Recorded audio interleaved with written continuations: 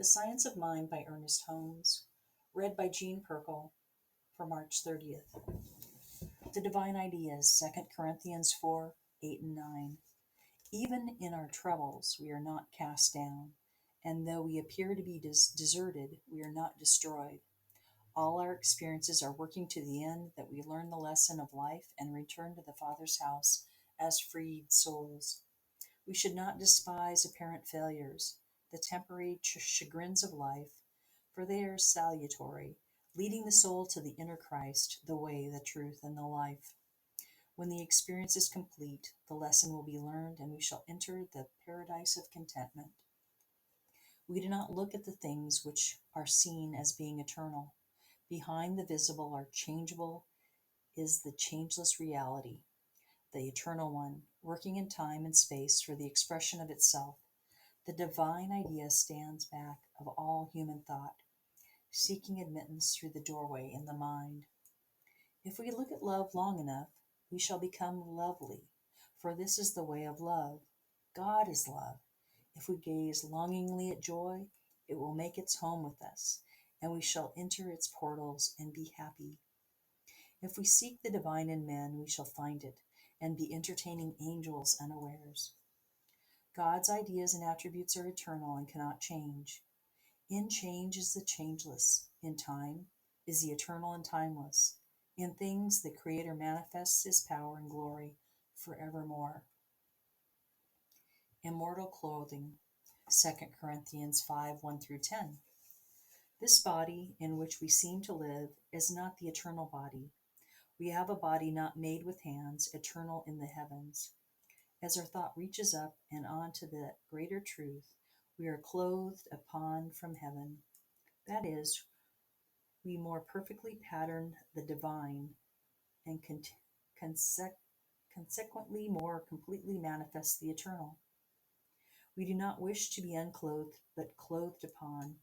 This is an interesting concept, for it implies that immortality clothes itself in definite forms, more beautiful than those which now appear. We are not to know no man after the flesh, but even Christ after the Spirit. Thus we are swallowed up of life. Death is overcome by not dwelling upon it, but by contemplating eternal life. It is the belief of the writer that should one become completely unconscious of death and all fear of it, one would never know that he died, even though he went through the experience of passing from life to the next. Death would be swallowed up of life. It seems probable that when the last enemy is overcome, we shall pass from one experience to another at will, that the soul will clothe itself in a body on whatever plane it finds itself, a body which will express the soul on that plane. We are to know no man after the flesh, but after the Spirit. The inner man, Ephesians 3:16. To be strengthened with might by his Spirit in the inner man. The inner man is Christ, and Christ is the Son of God. The inner man is revealed by what he does. As we do not see God, so we do not see the real man. We never see causes, only effects, but the effect loudly affirms the nature of its cause. The science of God dwells in the inner man with power and might. The outer man reflects the Spirit insofar as the intellect allows it to come forth into expression. When Christ dwells in us in love, which is unity, we are able to understand the things that the saints have understood. Saints simply means an unusually wise and good man. All saints have been human beings, just as we are, for God makes all people alike. The universe plays no favorites. To be filled with the fullness of God is to manifest our true nature, which is Christ, the Son of God, the power that worketh in us.